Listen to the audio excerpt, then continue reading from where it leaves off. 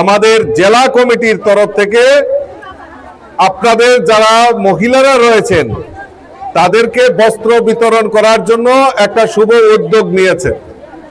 এখানে আমাদের সঙ্গে আছেন মন্ডল সভাপতি রাজেশ ভৌমিক, আমাদের জেলা সভাপতি গৌরাঙ্গ ভৌমিক এবং অন্যান্য নেতৃত্বরা এখানে উপস্থিত আছেন।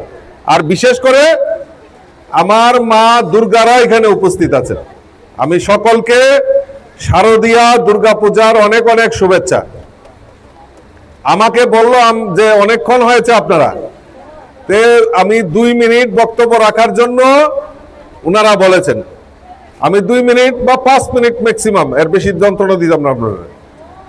আমরা কেলিকা কাপড় দিতেছি কেন, আমরা বস্ত্র বিতরণ করছি কারণ আমাদের যে সর্বশ্রেষ্ঠ নেতা, আমাদের ভারতবর্ষের যশস্বী প্রধানমন্ত্রী নরেন্দ্র মোদীজির গত 17 সেপ্টেম্বর ওনার জন্মদিন আমরা উদযাপন করেছি।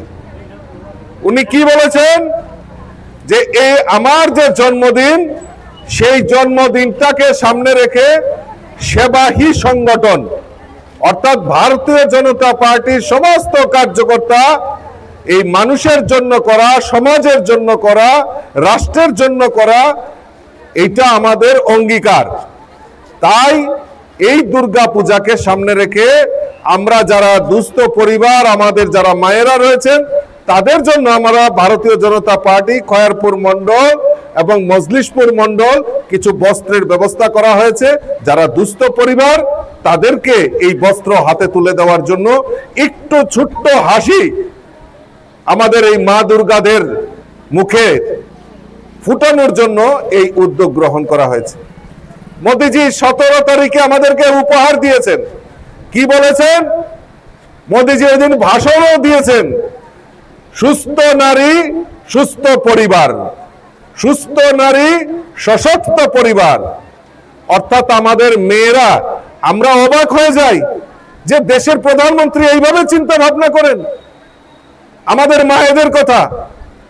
আমরা মায়েরা স্বামীর জন্য স্বামীর যত্ন, ছেলে মেয়েদের যত্ন, শ্বশুর শাশুড়ির যত্ন করতে করতে আমাদের মেয়েরা, আমাদের মায়েরা তাদের চিকিৎসা, তাদের শরীর খারাপের কথা ওনারা ভুলে যান।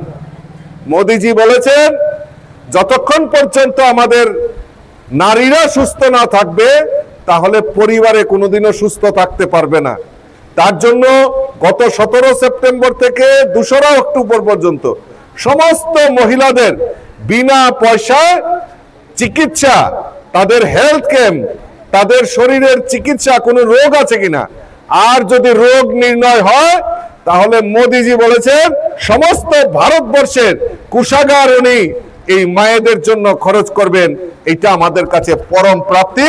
দেশের প্রধানমন্ত্রী এই চিন্তা ভাবনা